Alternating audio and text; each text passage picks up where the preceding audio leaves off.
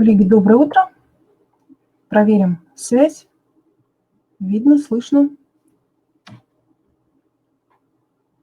Пожалуйста, плюсиками обозначьте, если все хорошо видно. Так. У кого не видно, не слышно, проверьте настройки своего компьютера.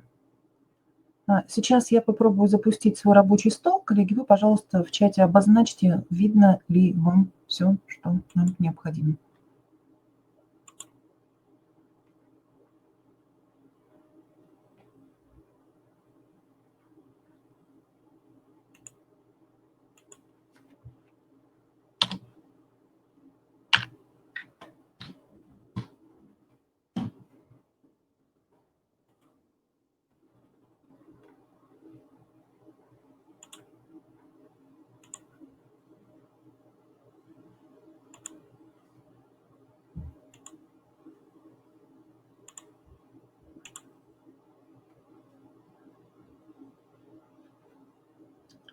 Коллеги, я запустила рабочий стол.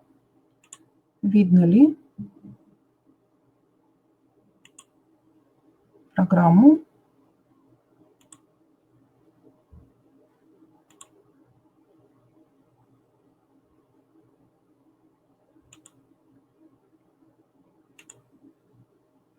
Так, ну я вижу, что вроде бы все хорошо работает.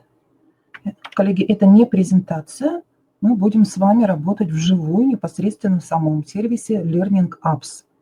Если кто-то хочет работать с нами совместно, сам попробовать поработать в этом сервисе, то, пожалуйста, пока у нас есть несколько минут до начала нашего вебинара, на этом сервисе вы можете пройти регистрацию. Сейчас ссылочку я в чат отправлю. Ссылка для регистрации.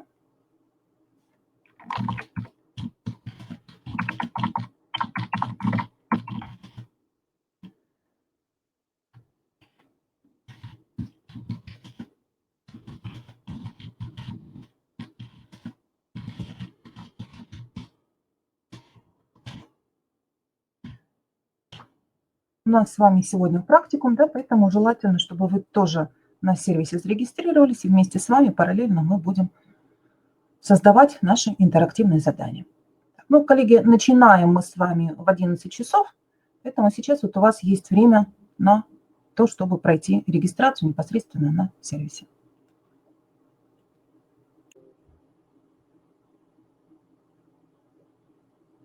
Добрый день, уважаемые коллеги.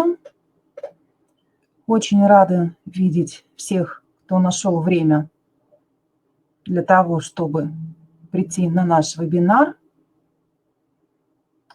Пожалуйста, в чате обозначьтесь, видно ли, слышно ли. Плюсиками обозначьте, если вы хорошо видите, поставьте плюсик. Если слышите, еще поставьте плюсик. Так, вижу, что все видно и все слышно. Уважаемые коллеги, Коми Республиканский институт развития образования продолжает серию вебинаров, посвященных организации дистанционного обучения.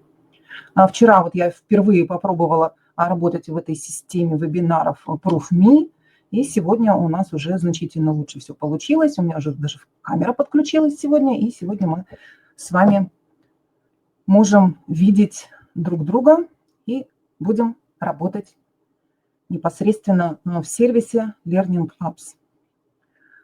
У нас сейчас на слайде, на экране, да, запущен опрос, и я хочу озвучить результаты этого опроса. Ну, кто-то из вас принял участие, кто-то не принял, но тем не менее. Ну, первый вопрос – оценить качество связи. Вижу, слышу. Ну, тут, конечно, у нас не было запущено видео, поэтому большинство отметили, что вообще не вижу, не слышу. Это нам пока не важно. Главное, что сейчас вы все видите и все слышите.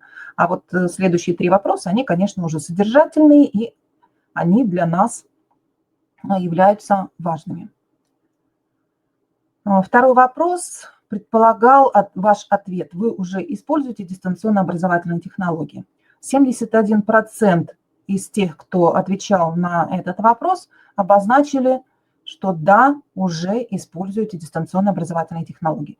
30% пока еще не используют. Ну, тут постоянно статистика меняется ежесекундно. Третий вопрос. Мы спрашивали, какие платформы вы используете или пробовали использовать. Большинство обозначило Российскую электронную школу и Учи.ру. Также Яндекс Учебник многие отметили 16%. Чуть меньше, по 9%, Я-класс набрал, и 9% участников опроса отметили, что ничего не используют. 20% обозначили другое. Вот хотелось бы узнать, что именно.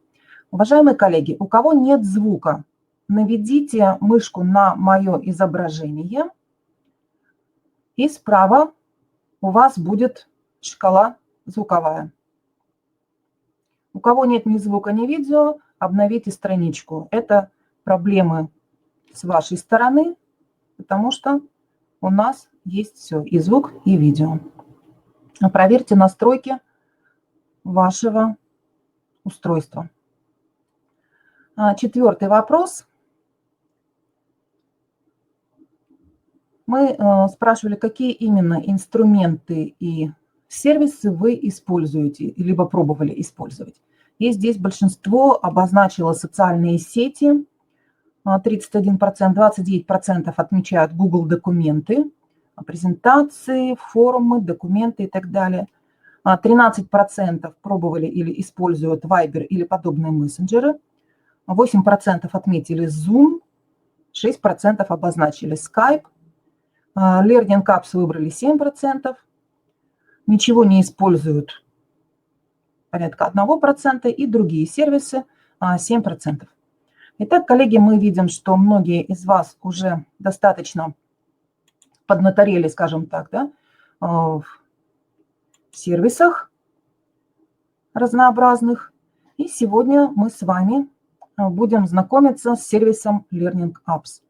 Сейчас я переключу свой рабочий стол непосредственно на этот сервис, и мы с вами будем с этим сервисом работать.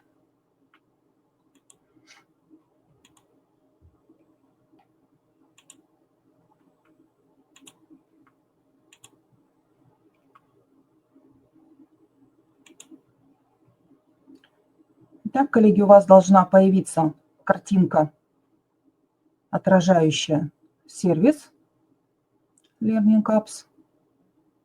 Появилась или нет, пожалуйста, обозначьте.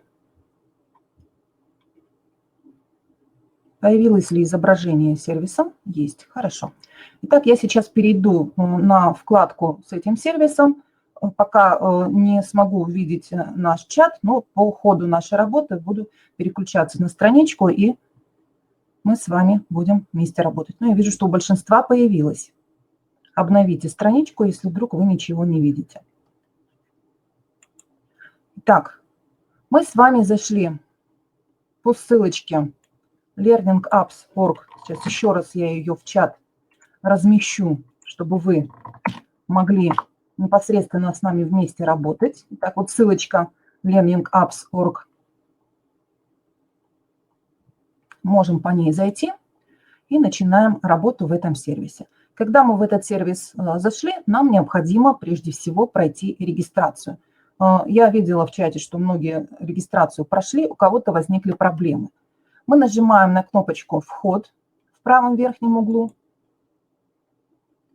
и нам предлагают войти под вашим аккаунтом. Ну, поскольку у меня свой аккаунт уже есть, я под этим аккаунтом захожу и нажимаю кнопочку «Логин». Если вы впервые находитесь на этой платформе, вам нужно создать новый аккаунт. Вы нажимаете именно сюда «Создать новый аккаунт». Заходите, вписываете имя пользователя, свой действующий электронный адрес, придумываете пароль, повторяете пароль, проставляете галочки, что принимаете условия. Самое важное, первую галочку проставить. Код безопасности обозначаете и нажимаете кнопочку «Создать».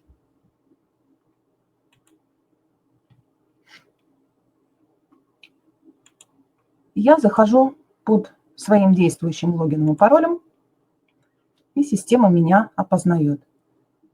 У меня стоит браузер Google Chrome, и он предлагает автоматически переводить на русский язык. Соглашаюсь. Если вы не видите отображение на русском языке. В правом верхнем углу есть изображение флагов различных стран. Нажмите на наш российский флаг.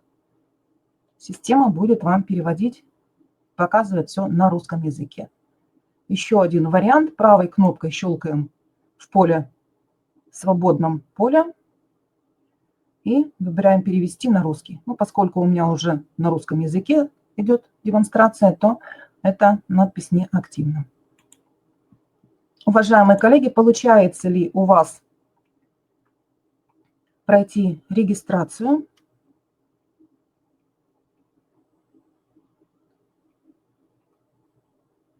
Давайте несколько минуточек, 2 минуты коллегам дадим. Так, я вижу, что у большинства все получается. Замечательно. И сейчас мы с вами начнем работу. Сервис очень интересный и полезный в том плане, что можно работать в 3 режимах. Даже если вы ничего делать не умеете, вы новичок, вы можете воспользоваться теми упражнениями, которые создали ваши коллеги и сохранили внутри этого сервиса. Мы можем нажать на кнопку «Все упражнения», и нам выходит каталог тех упражнений, тех заданий интерактивных, которые наши коллеги уже в этом сервисе создали и сохранили. Мы видим, есть категории по предметным областям, и вы можете выбрать ту категорию, которая вас интересует, свою предметную область. Ну, давайте, например, возьмем для примера математика. И посмотрите, здесь у нас еще выходит классификация по различным темам, по классам. Но это в зависимости от того, как коллеги, которые создавали здесь свои сервисы, задавали тематику своих разработанных упражнений. Ну, возьмем, например, квадратное уравнение. После этого внизу мы видим 6 страниц с заданиями, которые ваши коллеги уже сделали до вас. Вы можете любое задание посмотреть, и если оно вам понравится, вы можете его сохранить для себя и можете воспользоваться этим заданием. Например, здесь у нас попалось задание, нужно распределить предложенные уравнения по группам, квадратные и неквадратные. Нажимаем ОК, и у нас появляются записи уравнений. Это уравнение квадратным не является, мы его располагаем в этой части, в правой. Это уравнение квадратное, мы его располагаем в левой части. Это не квадратное, это, допустим, квадратное. Мы можем какую-нибудь ошибку намеренно допустить, чтобы посмотреть, как дальше будет происходить оценка. Итак, вот у нас 8 уравнений было предложено, и внизу в правом нижнем углу есть синий кружочек с галочкой. Нажимаем и проверяем. То есть все, что выполнено правильно, у нас появилось в зеленой рамочке, что неправильно, где мы допустили ошибку, у нас появилась красная рамочка. Мы можем это задание запомнить и положить в «Мои упражнения», поскольку вы зарегистрировались, да, то, соответственно, папочка с вашими упражнениями уже автоматически была создана. Появляется адрес в интернете, вы можете скопировать ссылочку. Можно развернуть задание на весь экран и эту ссылку скопировать для того, чтобы не было возможности у тех, кто воспользуется этой ссылкой, что-то там редактировать. И можно это задание встроить на свой сайт, либо на свой блог. Да, для этого здесь вот есть адрес, код этого упражнения. Да. Кроме того, есть QR-код. Его тоже можно скопировать и ребятам, например, отослать. Если вам задание понравилось, вы можете создать свое подобное приложение, нажав на соответствующую кнопочку. То есть это первый вид использования этого сервиса, когда мы с вами берем готовые упражнения.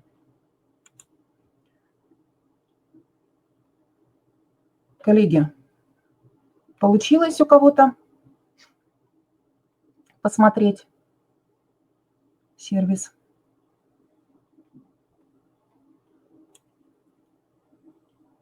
Так, вижу, большинство отмечает плюсиками, да. Хорошо, тогда мы с вами идем дальше и будем создавать свои упражнения. Для этого мы с вами на верхней панели выбираем вкладочку под названием «Новое упражнение». И к этой надписи карандашик привязан. Нажимаем на «Новое упражнение». И у нас выходит страничка, на которой предложена классификация всех возможных заданий.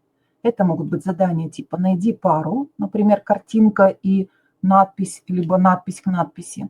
Это могут быть задания на классификацию, да, когда мы должны распределить надписи либо картинки, как мы сейчас уравнения распределяли по 2 категориям. 4 категории возможно максимум. Это может быть хронологическая линейка, когда мы должны в определенном порядке расположить какие-то объекты либо явления. Это может быть задание типа простой порядок, задание, где нужно вводить текст, задание на сортировку картинок, задание на создание викторин, задание, где нужно заполнить пропуски и более сложные виды заданий, сетка приложений, задания, где используется аудио- и видеоконтент, игра типа «Кто хочет стать миллионером», пазл, кроссворд, слова из букв, виселицы и игра парочки. Я предлагаю рассмотреть какое-нибудь задание из верхней группы и потом из нижней группы. Итак, мы можем с вами создать задание, например, на установление хронологии, хронологическая линейка. К каждому заданию дается несколько примеров. Вы можете их сначала рассмотреть для того, чтобы понять логику составления заданий, и затем можете создавать свое приложение. В данном случае у нас выпало задание на каком-то арабском языке. Попробуем на русский перевести. Так, да, сработало. Перевод у нас произошел. И в качестве примера нам нужно сопоставить значение логарифмического изображения с числом на координатной линии. Давайте попробуем это сделать, как приблизительно это будет выглядеть. То есть мы должны совместить картинку с соответствующим значением на координатной линии.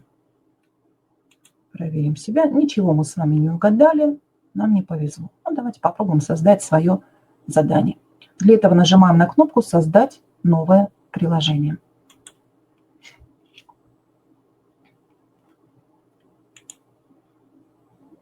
Коллеги, успеваете? Так, вижу, плюсики стоят. Хорошо.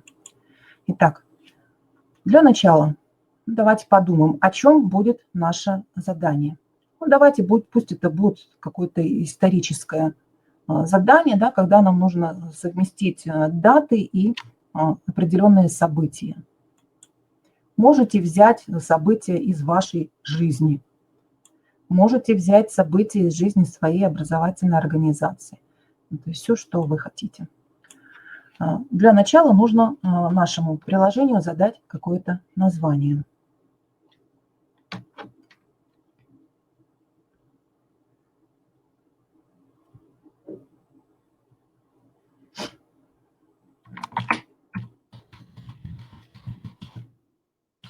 Допустим, исторические даты. Далее, в следующем окошке нам нужно сформулировать задание для этого упражнения. Именно оно будет появляться при запуске. Но желательно, чтобы оно было не очень объемным. Иначе в одном окошке раскрываться будет сложно, да, и придется прокручивать. Это неудобно для ребят. Поэтому задание лучше по максимуму сформулировать коротко и ясно, как мы обычно это говорим. Да? Расположить даты в хронологическом порядке.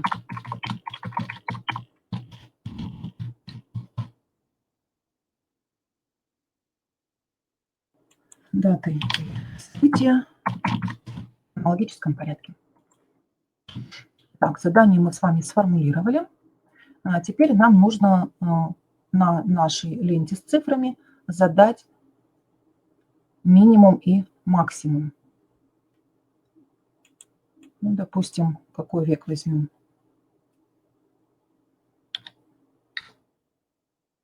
Возьмем 20 век, максимум 2000.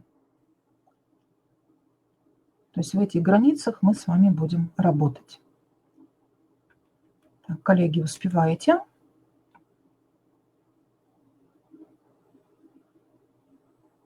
Так, вижу, что вы друг другу помогаете в чате, замечательно. Так, вижу, что у многих получилось. Успеваем. Итак, мы задали с вами границы. Далее мы переходим к следующему блоку пары. Здесь мы должны задать текст или выбрать видео, картинку, аудио и каждому элементу дать объяснение или выбрать изображение, аудио или видео. Ну, лучше, конечно, видео использовать по минимуму, да, чтобы не давать нагрузку на наши сети. И затем ввести соответствующее значение. Так, ну, например, пусть это будет текст. То есть здесь мы даем, например, 1917 год. Докладываем.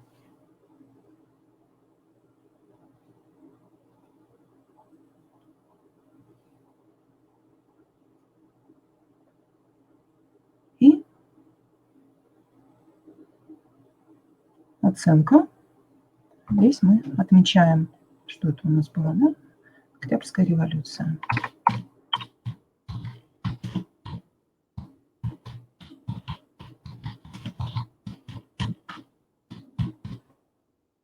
Далее, чтобы следующий элемент добавить, мы нажимаем на соответствующую синюю кнопочку с плюсиком «Добавить следующий элемент». Указываем какую-нибудь дату. 1961 год. Полет Юрия Алексеевича Гагарина в космос. Далее еще какой-нибудь элемент зададим. 1945 год. Не туда вписала. Так, в поле текст вписываем. 1945 год. Победа. Великая победа. Для разнообразия еще один какой-нибудь элемент возьмем.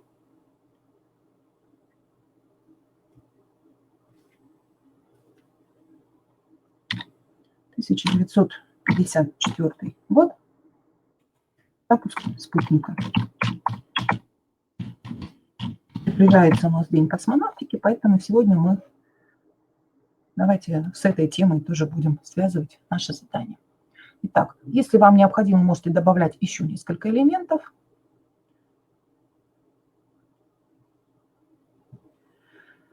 И в окошечке «Обратная связь» мы должны задать текст, который будет высвечиваться, когда будет верное решение ребенком обозначено. Можно оставить тот текст, который автоматически появляется, можете что-то добавить, можете что-то изменить. Ну, давайте напишем «Молодец».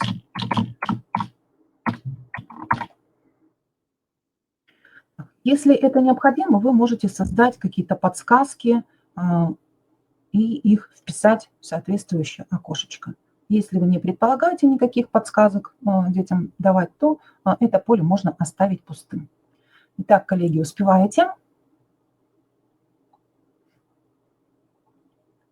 Мы создаем свое задание, зашли во вкладочку «Создать свое задание».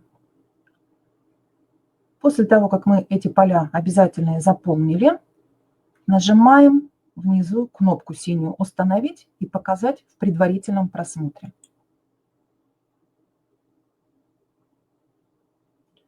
Итак, мы видим, вот наше задание, расположить даты и события в хронологическом порядке. Окей. И наши даты мы теперь приближаем к тем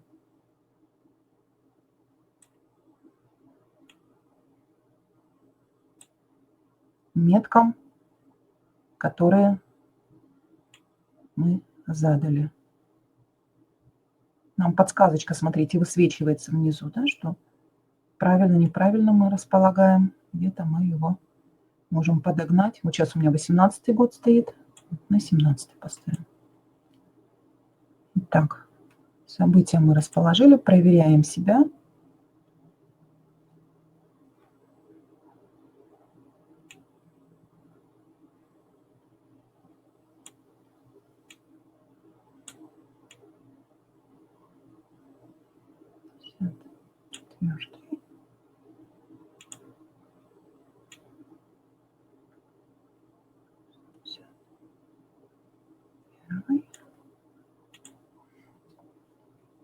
Можем вернуться к нашим настройкам.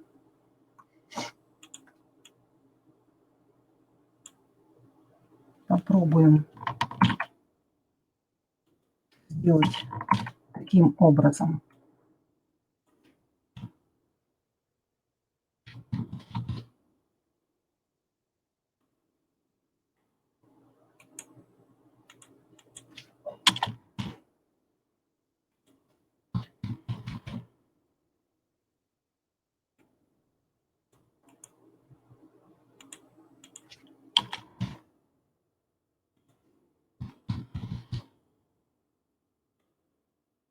Перенесем значение нашим датам. В поле оценка напишем оценка. Так, смотрим, что у нас получается. Так, 54-й. Вот он у нас. Октябрьская революция, 17-й. Вот он. Великая победа, 45-й. Вот он. И полет в космос, 61-й. Вот он.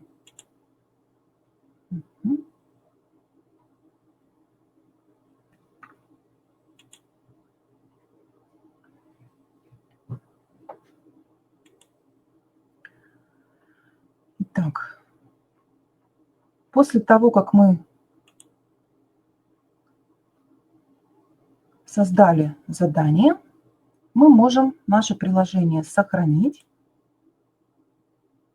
и оно сохранится в ваших приложениях, в папке «Мои приложения».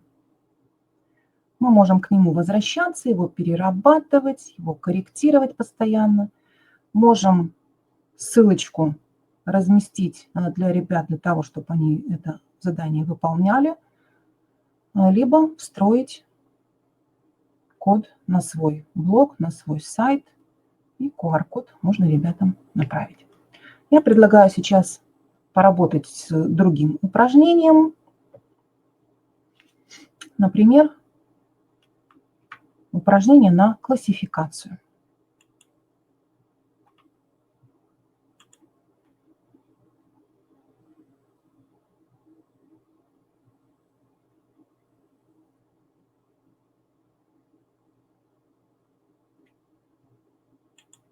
Итак, коллеги, упражнение на классификацию. Создать новое приложение. Задаем название. Ну, давайте у нас, если про космос, пусть будет про космос.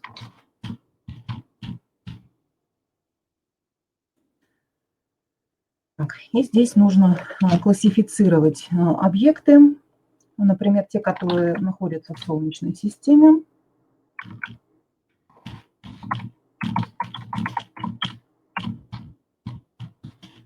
Отнести объекты с их местоположением.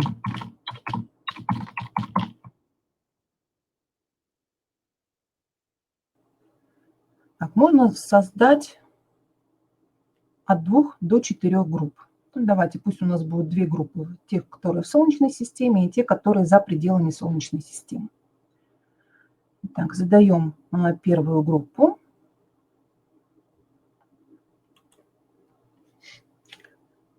Пишем название. Это будет Солнечная система.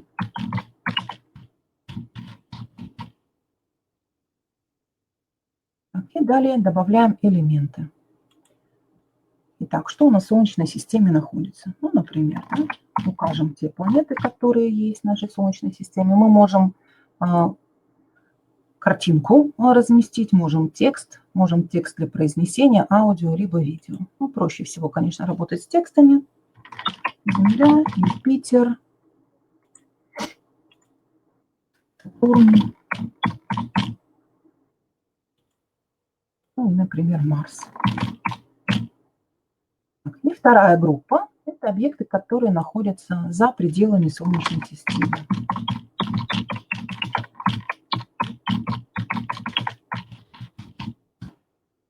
За пределами Солнечной системы. Так, и здесь размещаем, ну, например, галактика Млечный Путь. И находимся как раз к ней. Да? Ну, Солнечная система включается в эту галактику. Тогда напишем лучше галактику Андромеда. Ну, например, звезда Сириус.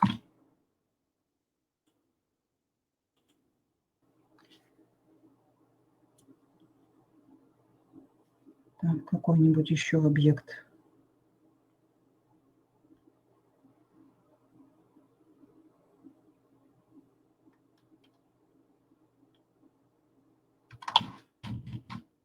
Какая-нибудь комета.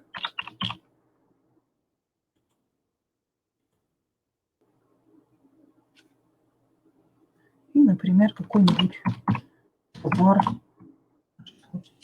Квазаров точно нет. Вы можете добавлять элементы столько, сколько вам надо. Вы можете добавить еще группу каких-то объектов. Так, можно задать режим демонстрации карточек, либо все карточки сразу, то есть все 8 объектов у нас сразу будут появляться, либо друг за другом. Оставим, что они у нас будут появляться одна за другой. И наш комментарий. Молодец.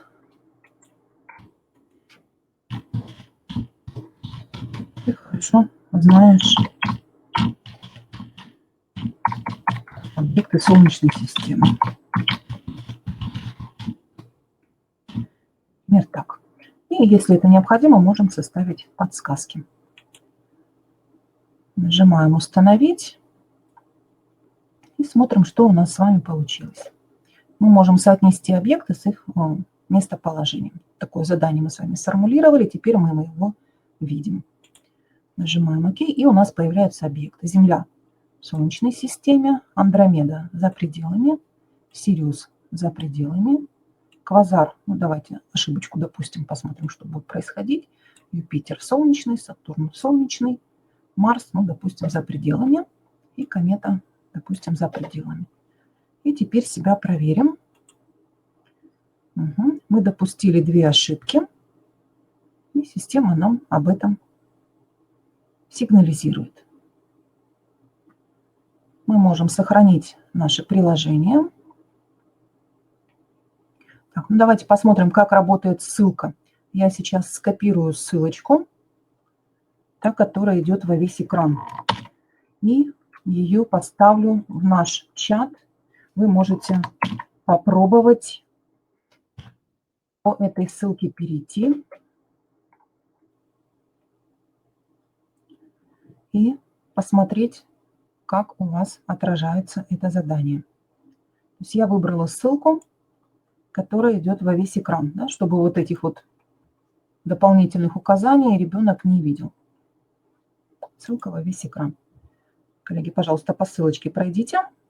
Угу, вижу, да, что у коллег получается по ссылке пройти. Задание видно. Попробуйте, работает или не работает. Работает. Замечательно. Итак, вот такое несложного типа задание мы можем создать в этом сервисе.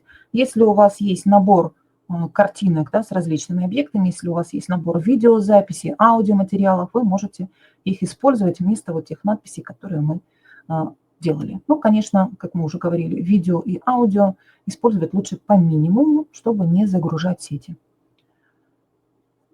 Вот подобное задание вы можете использовать в качестве контрольного задания по теме, либо можно использовать на этапе мотивации, да, на первом этапе урока, для того, чтобы ребята определили тему урока, какая же сегодня будет тема, например. Да?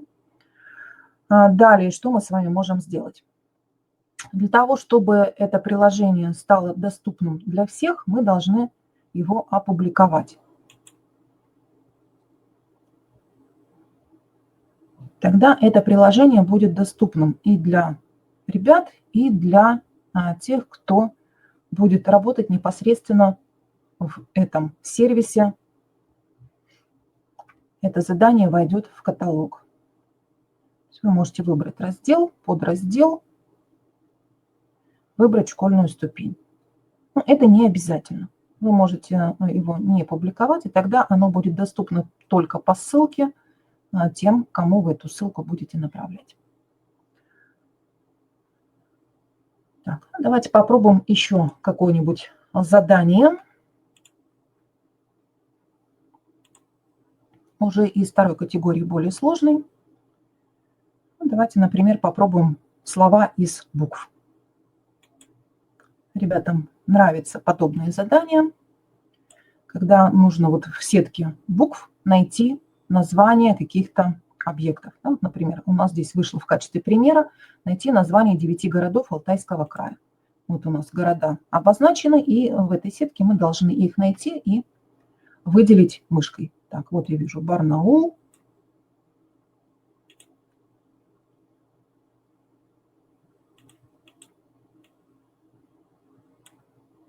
Вот. В списке он выделился и здесь позеленел.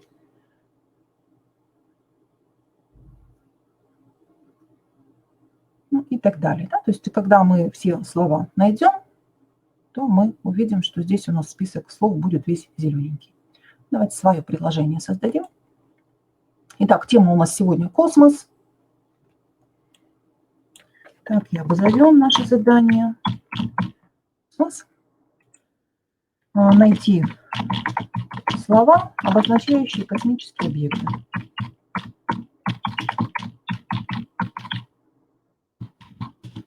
Космические объекты. Так, коллеги, кто с нами работает? Успеваем? Можно выбрать какую-нибудь фоновую картинку для кроссворда.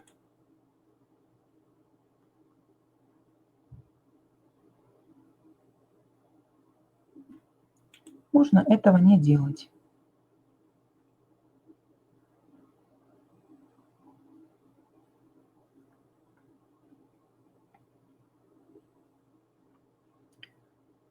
Так, и записываем слово. Например, звезда.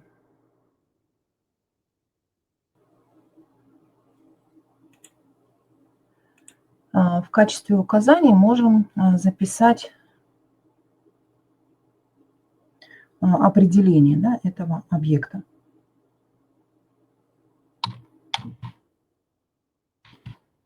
Например,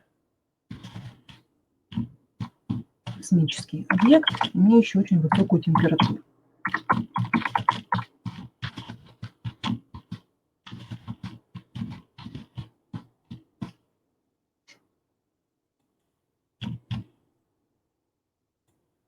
Дальше, следующее слово. Например, комета. Можно указания записать. Попробуем без указаний. Так, планета.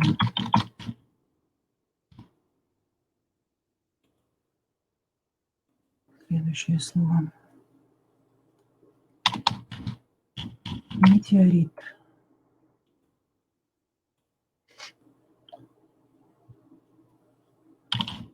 Галактика.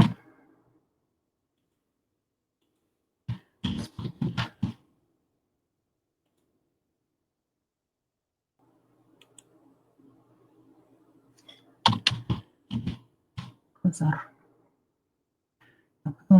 Далее у нас система спрашивает, разрешает ли расположение слов по диагонали в сетке. Это более сложное задание, да, когда у нас слова располагаются по диагонали. Ну, давайте мы этот вариант выбирать не будем.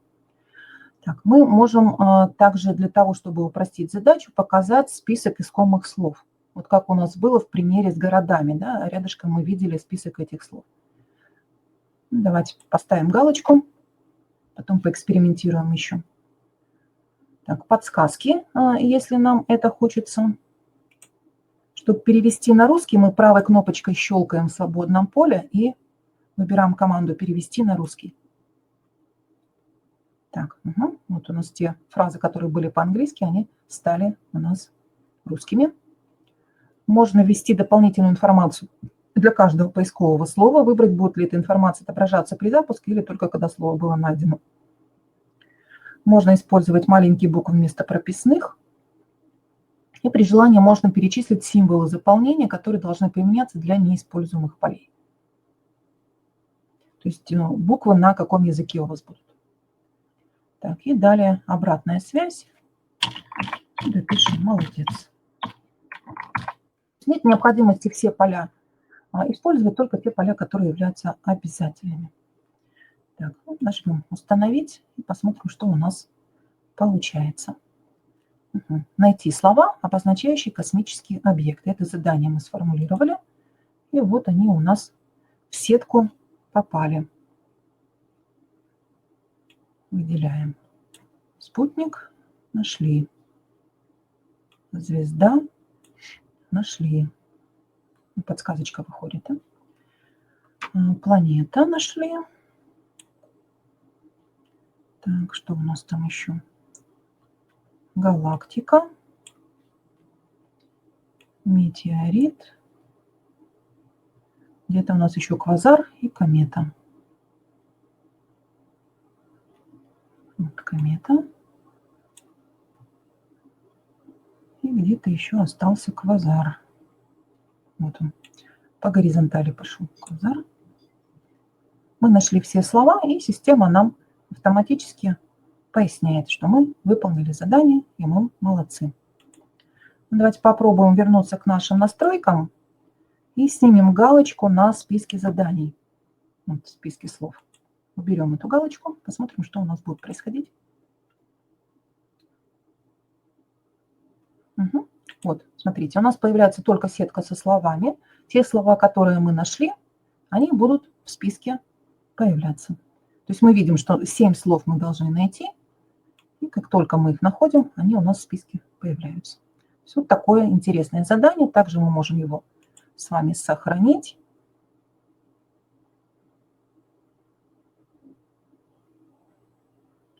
И ссылки направить для выполнения. Так, попробуем вставить это. Попробуйте перейти по ссылке, появится ли у вас задание, и попробуйте с ним поработать.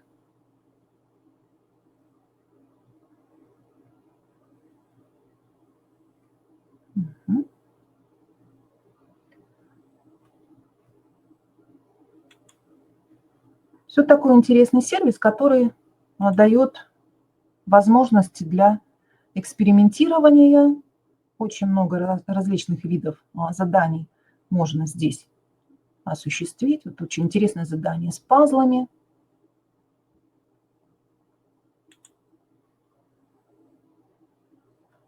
На английском языке.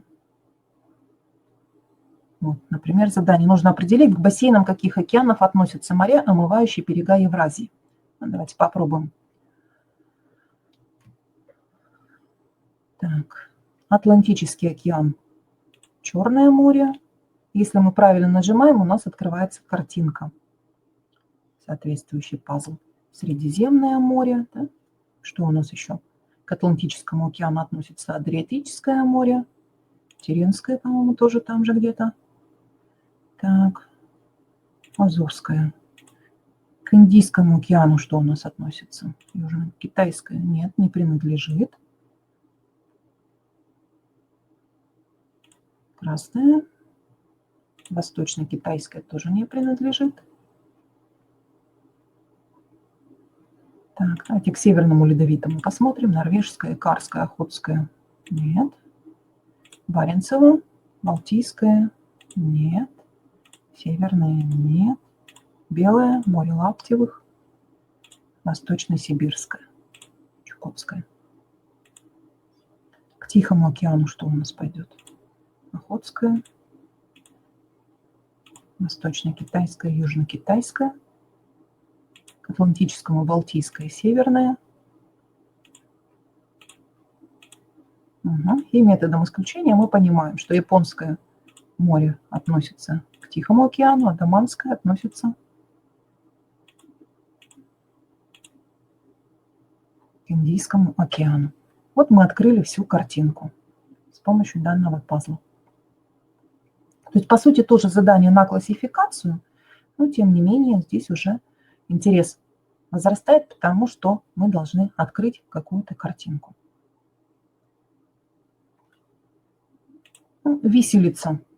Это игра, знакомая нам с вами из детства, когда мы подбираем буквы и составляем какие-то слова. Вот на русском языке задание. Где произошло сражение хана Батыя с князем Владимира Суздальской земли Юрием Всеволодовичем. 4 буквы мы должны обозначить.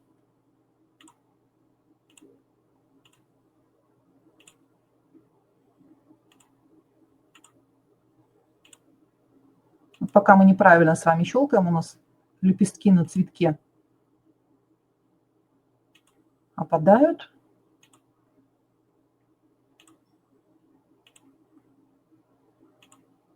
Все, не смогли мы с вами это слово отгадать. И дальше переходим на следующий уровень. Это тоже такая викторина, да, в которой мы составляем слова из букв.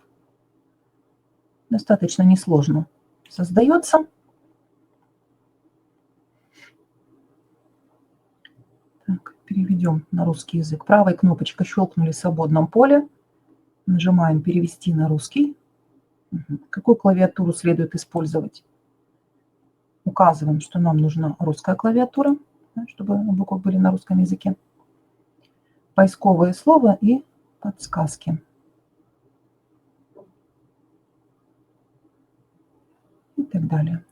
Делаем установки и создаем наше задание. Так, коллеги, понятно, в принципе, как можно составлять задания? Ну и рациональное уравнение на виселице, конечно, сложно будет сделать, да, потому что там только слова из букв будут идти. Да? То есть если с какими-то терминами вы работаете, то можно попробовать. Либо, как вариант, да, вы решаете эти уравнения и в качестве слов на виселице вы задаете ответы этих уравнений.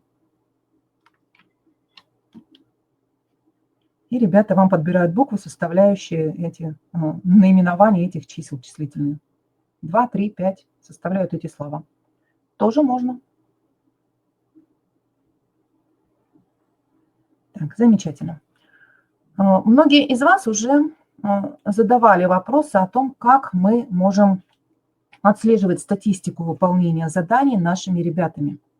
И вот здесь все это тоже возможно в данном приложении.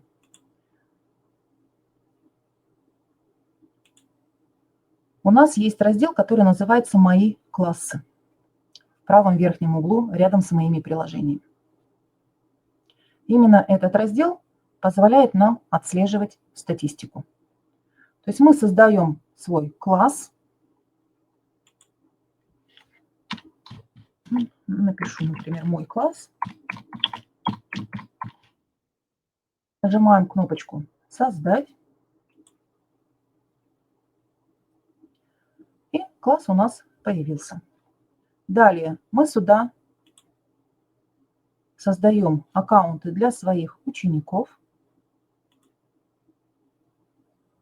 Заводим имя, фамилию, придумываем логин и пароль. Допустим, Вася Иванов. И придумываем ему логин. Вот система нам даже предлагает что-то для него. Если мы соглашаемся, то можем оставить то, что предлагает система. И пароль автоматически система генерирует. Ира Васильева.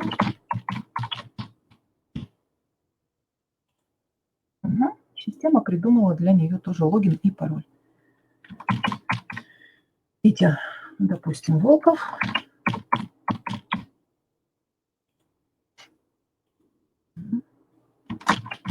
Юра.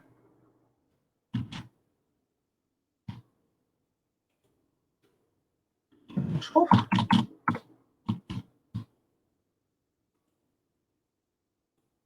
Ну и на затравку Альбина Джанабаева, например. Почему бы и нет? То есть мы вносим сюда аккаунты для ребят своего класса, который мы задали. Да? То есть мы можем даже класс разбивать на подгруппы и для каждой подгруппы создавать свою вот такую группу. Да? Далее мы можем даже импортировать имена из какого-то другого файла. Нажимаем «Сохранить». И мы с вами получили группу учеников. То есть у каждого есть пароль, у каждого есть логин. Можем распечатать список паролей. И далее уже мы каждому ребенку можем назначать соответствующие задания. У нас создается папка класса. В эту папку мы сохраняем упражнения из папки «Мои приложения». То есть вот те задания, которые мы с вами создали, пусть будет космос, мы можем в эту папку сохранить.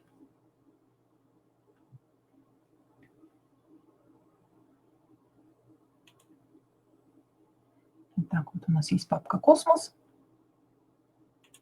И мы в эту папку можем добавить необходимые нам приложения.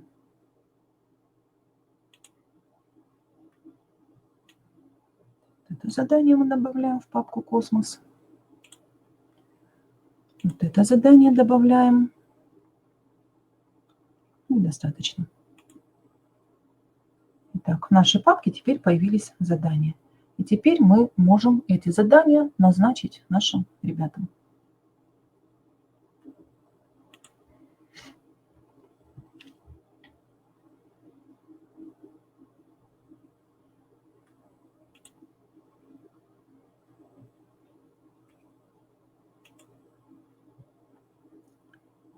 Ну, для того, чтобы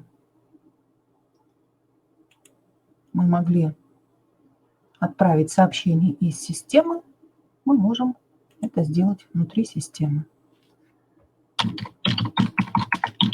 Задание на сегодня. И какое-то сообщение написать.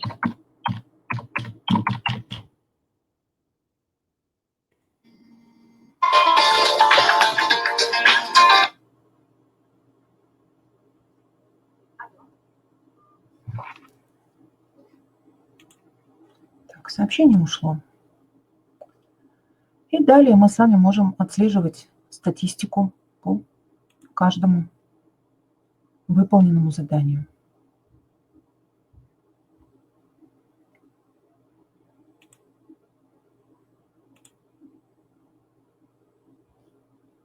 Поскольку задания у нас не опубликованы, то в папке они не отражаются, да, поэтому мы должны их опубликовать.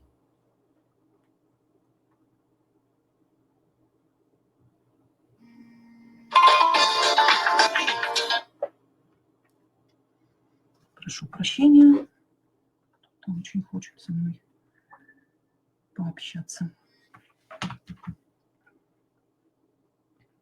Итак, вот таким образом мы можем отслеживать затем статистику по своему классу. Так, коллеги, сейчас посмотрим, какие у вас появились вопросы. Останавливаю я демонстрацию рабочего стола.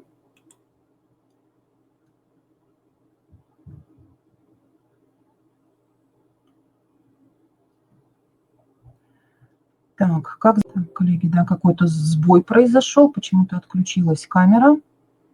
Ну, теперь видно? Сейчас видно, коллеги? Видно, хорошо, замечательно. Для загрузки заданий на какие-то другие платформы есть возможность скопировать код. Так, коллеги, сейчас попытаюсь Рабочий стол снова открыть. Что-то у меня не получается пока это. Видимо, какой-то сбой в системе пошел опять. Коллеги, рабочий стол пока у меня не подключается почему-то. Угу. Произошел, видимо, какой-то сбой. Да, рабочего стола не видно, я тоже не могу его включить. У меня система не реагирует на нажатие мышкой. Задания можно отправлять каждому лично. Помните, мы с вами, когда задание сформировали, внизу у нас было 3 надписи. Так, так вот, что-то у нас происходит. Сейчас рабочий стол, надеюсь, оживет, и мы сможем с ним поработать. Нет, пока не хочет.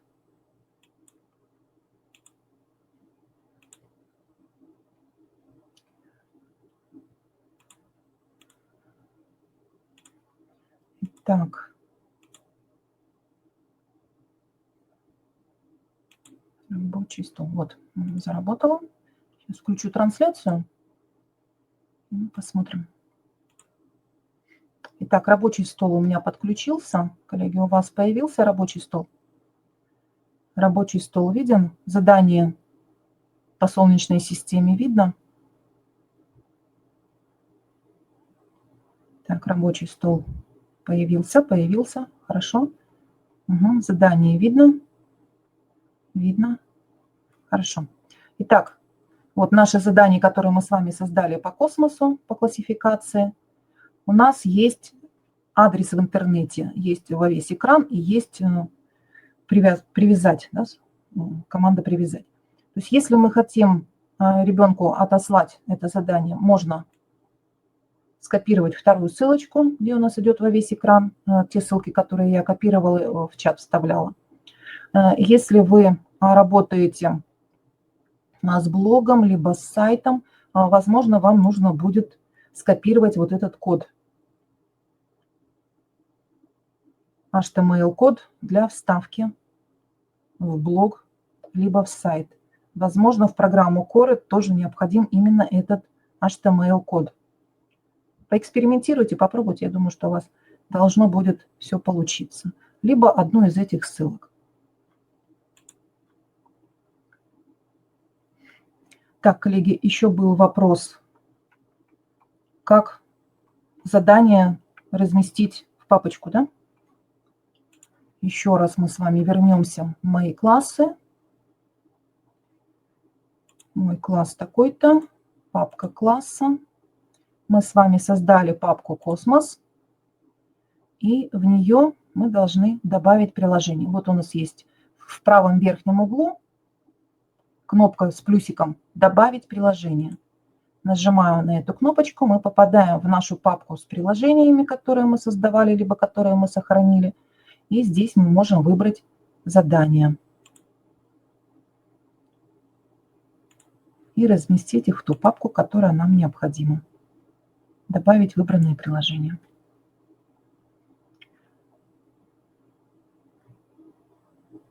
И статистику по выполненным заданиям мы видим в соответствующей вкладке «Статистика». Вот видим, что пока еще никто ничего не выполнил. В папке «Космос» у нас 2 задания. Когда задания будут выполнены, мы увидим, что ребенок с этим заданием поработал.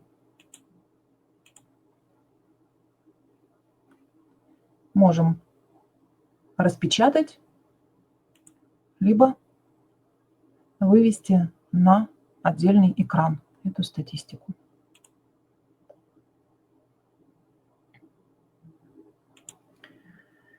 Так, коллеги, есть ли еще вопросы по сервису Learning Apps?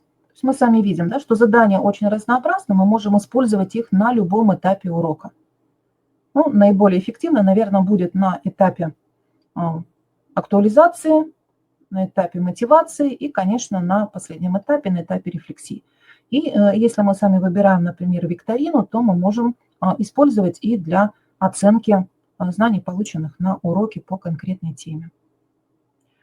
Сервис хорош тем, что эти задания встраиваются в другие платформы. Да? Например, если вы работаете на платформе Moodle, то там есть команда, которая позволяет именно эти интерактивные задания встраивать в свой электронный курс на платформе Moodle. Уважаемые коллеги, я вижу, что у многих из вас появились идеи, как использовать эти задания.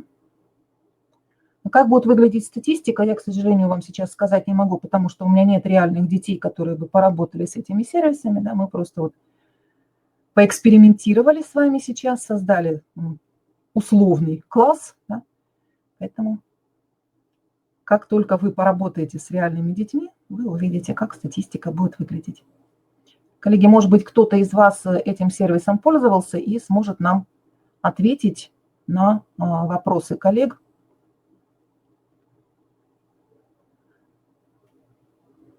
А на следующем вебинаре 10 апреля мы с вами посмотрим, какие еще можно использовать разнообразные сервисы и инструменты для того, чтобы сделать урок интереснее. Может быть, у вас есть какие-то конкретные пожелания о каких-то сервисах, инструментах, о которых вы хотели бы узнать больше. Можете обозначить в чате, либо в вопросах. Сервис бесплатный, насколько мне известно. Он разработан нашими немецкими товарищами из Германии. Видео для детального изучения можете найти в YouTube. Там есть видео, размещенные коллегами, которые этот сервис уже активно используют. Угу.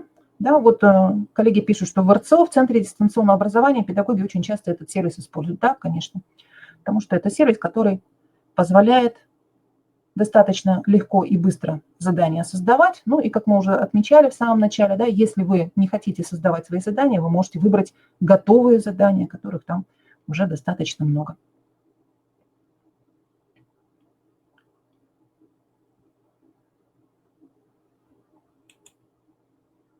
Итак, коллеги, я благодарю всех, кто к нам сегодня присоединился. Презентации у нашего вебинара сегодня нет, потому что мы с вами работали вживую. Видеозапись часов через 5-6 будет размещена в нашем видеозале. Вы сможете к ней. Да, когда я отключаю демонстрацию рабочего стола, у меня сразу выключается и камера. Угу.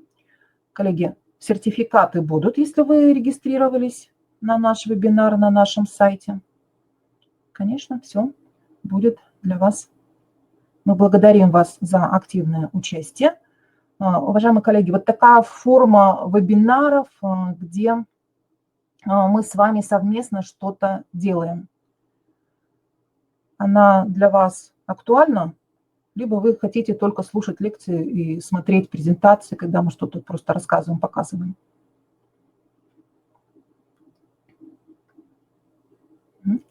Татьяна Каракчиева, запишите, пожалуйста, свой вопрос во вкладочку «Вопросы». Возможно, они очень быстро в чате убегают, и я их просто не увидела. Угу. Практика. Лучше, конечно, практика. Хорошо, тогда на вебинаре 10 числа мы с вами тоже попробуем поработать в каких-то сервисах. Ну, это, конечно, технически сложнее и для вас, и для нас. Да, нам приходится вот из демонстрации рабочего стола работать, и вам приходится переключаться между экранами. Но, тем не менее, да, замечательно. Мы эту форму тогда тоже будем использовать. Так, коллеги, вы тоже берегите себя, используйте различные ресурсы, смотрите вебинары, которые прошли у нас на предыдущих неделях, там тоже очень много интересного. Осваивайте. Ну, помедленнее, к сожалению, Галина, не получается, потому что у нас ограничения по времени. Вот в 12 мы должны закончить, и сейчас у нас уже будет другой вебинар в нашей вебинарной комнате. Спасибо, коллеги. Я очень рада была с вами совместно поработать. Запись вебинара по той же ссылке, по которой вы регистрировались. Через некоторое время система обработает наш вебинар, и на YouTube она будет размещена. Ссылочка будет там же, где вы регистрировались на вебинар.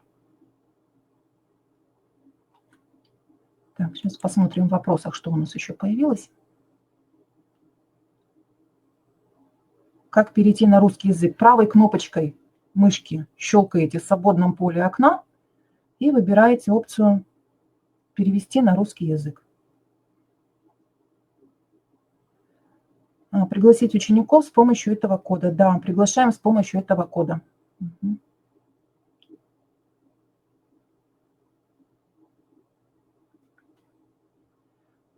Если вы работаете в каком-то другом браузере, не в Google Chrome, возможно, перевода не будет. Но эта функция, насколько я знаю, точно в Google Chrome работает. Попробуйте другой браузер использовать. Угу. В Google Chrome работает перевод правой кнопочкой. Так, коллеги, есть ли еще вопросы? Firefox, ну, возможно, нет. У учеников будет несколько кодов по математике, один по русскому, другой. А вот это как вы договоритесь со своими коллегами. Угу. Мы же с вами видели, что система автоматически коды присваивала, да, но если вы с коллегами договариваетесь, да, вы учитель математики, кто-то там учитель русского языка, то вы можете договориться и одни и те же коды ребятам присвоить. То есть принудительно тоже это можно сделать. Угу. Да, вот на Гугле все работает, Алексей, спасибо вам.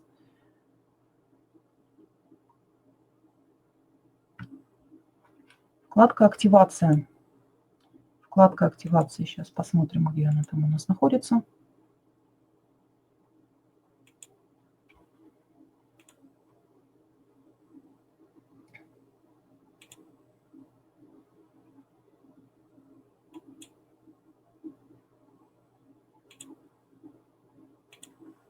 То есть вы можете активировать свой класс, вы можете активировать каждого отдельного ученика для того, чтобы его логин и пароль работали.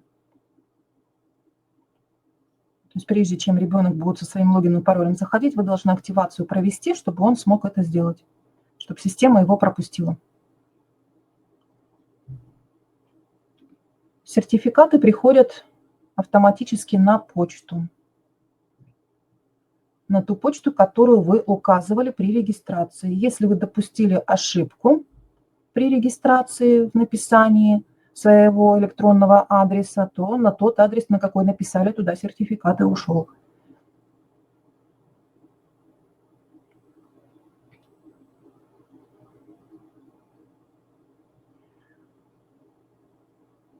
Подробные инструкции можно найти на просторах интернета. Вчерашний вебинар доступен уже в записи на нашем видеозале и на соответствующей страничке нашего сайта.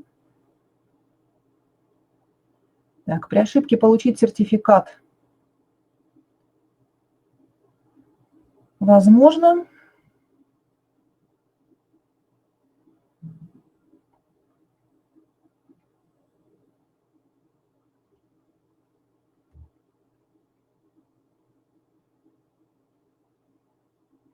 Сертификаты приходят не сразу, через какое-то время. Система же должна их сформировать. Попробуйте написать в техподдержку. Вчера Вячеслав Алексеевич писал адрес, куда нужно направить.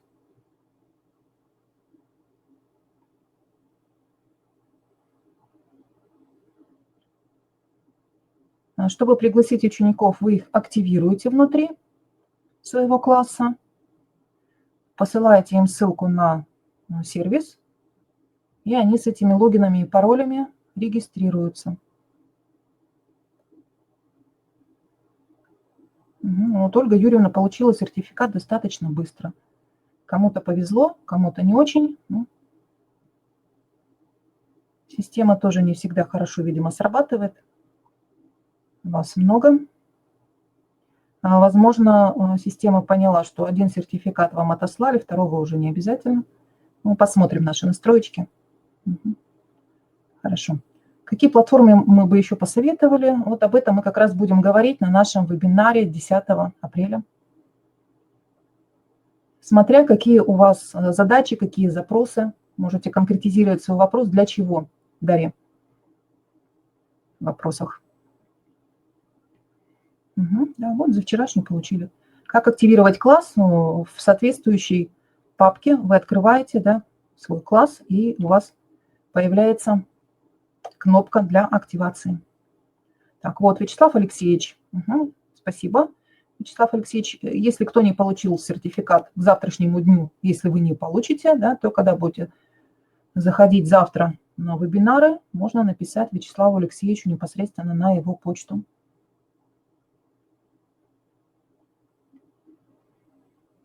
Пустое окно, в смысле, где пустое окно? Мы уже все завершили, мы уже просто общаемся с вами в эфире. Кто не получил вчерашний сертификат, можете сейчас написать Вячеславу Алексеевичу на почту. Адрес выше. Дарья Терентьева. Можете конкретизировать свой вопрос о платформах в вопросах. Министр образования рекомендует «Моя школа». Можно на нем поучиться работать. Поучиться, конечно, можно, но пока платформа еще не доработана, там пока очень мало материалов. Но на следующей неделе мы запланируем вебинар, покажем эту платформу. Возможно, что-то там на ней уже появится побольше, да, с чем можно будет поработать. Хорошо, принимается. Если смотреть запись, будет ли сертификат, Коллеги, добрый день всем. У кого есть веб-камера, могут задать вопрос через веб-камеру. У вас у всех есть возможность нажать в правом окне, где написано видео, нажать на веб-камеру и подключиться сейчас к нам. Коллеги, есть желание у кого-то подключиться? Мы хотя бы сейчас протестируем, сколько человек и как. Хотелось бы человек 5-6, чтобы подключились, хотя бы просто.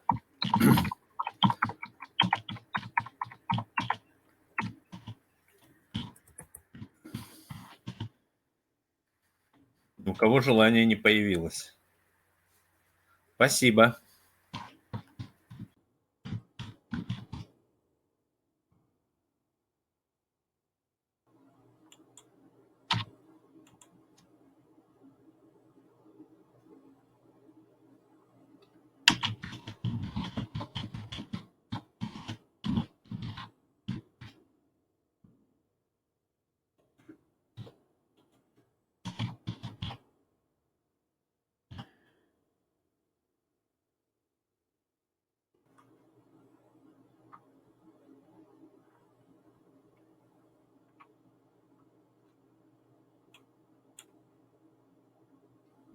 Ну, если нет камеры, но есть микрофон, можно хотя бы аудио запустить и нажать на значок микрофона.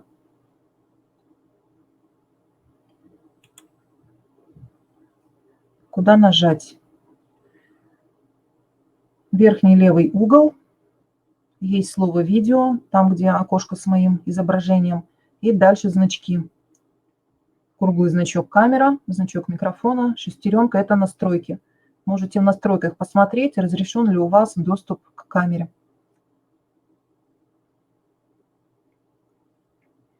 На изображении шестереночки.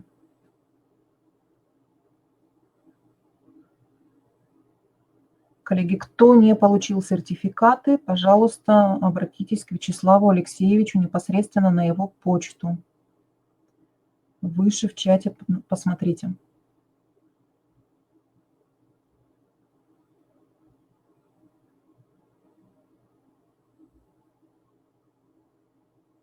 Угу. Вот Вячеслав Алексеевич еще раз свою почту указал.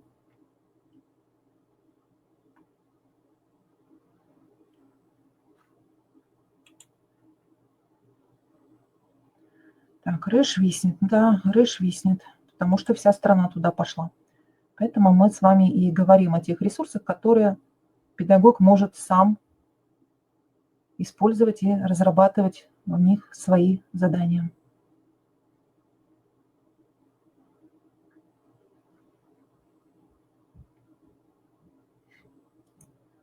Жать надо не на видео, а на значок с изображением камеры, кругленький, либо на микрофон.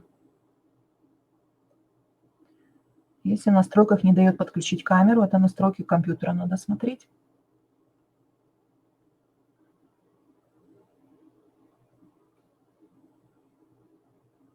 коллеги, если у вас есть какие-то конкретные вопросы, вот на ту же почту Вячеслава Алексеевича вы можете их написать, и мы постараемся учесть. Также мы информацию о наших вебинарах размещаем в нашей группе ВКонтакте, группе института. Там тоже можно свои вопросы писать под соответствующим вебинаром. Угу.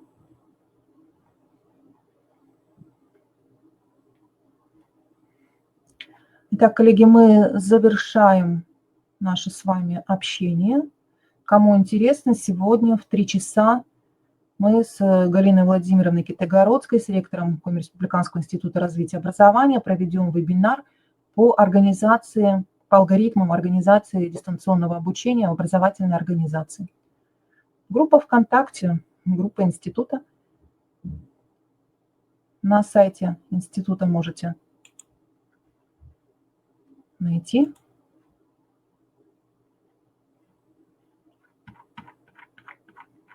Сейчас размещу ссылку на нашу группу.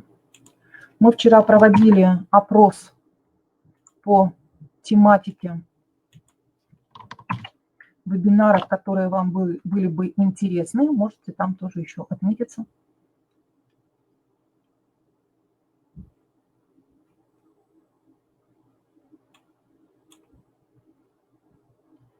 На следующей неделе планируем серию вебинаров от активистов наших республиканских методических объединений, учителей. То есть вебинары будут по предметным областям, по предметам. Тоже можете подключаться к участию, либо просмотреть потом видеозаписи.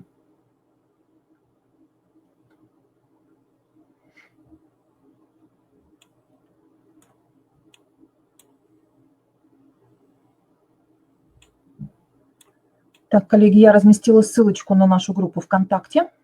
Там тоже очень много интересной информации, в том числе и о платформах разнообразных, которые сегодня используются, рекомендуются Министерством просвещения. Так, коллеги, мы завершаем наш вебинар. Все, что по расписанию стоит, все будет. Видеозаписи находятся либо в видеозале, сейчас скину ссылку,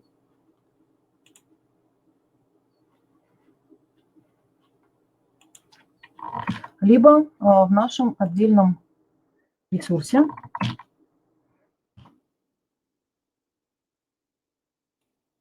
Методической поддержки дистанционного обучения. В соответствующем разделе для учителей.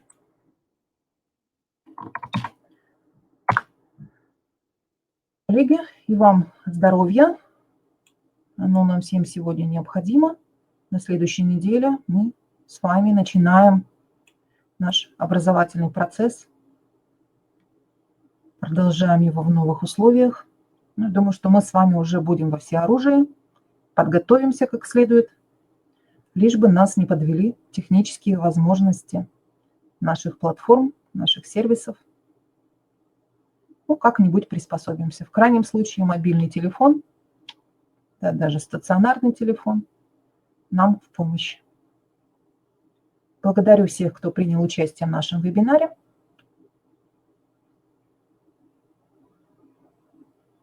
Всем здоровья, удачи и приходите на наши другие вебинары.